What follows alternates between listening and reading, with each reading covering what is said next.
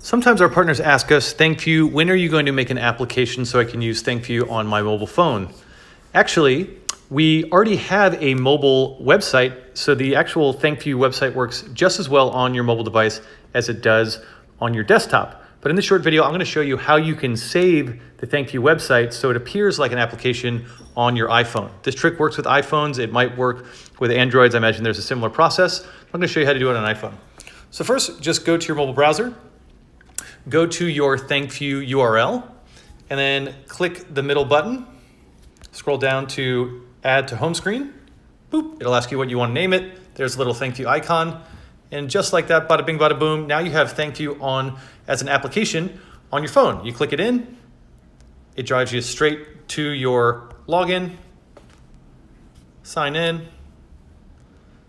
when you look at that, ThankView just like it works on your desktop. So that's how you can create ThankView to act like an application on your iPhone and then do everything you're used to doing on the desktop version on your phone. Hope this was helpful, and thanks a lot.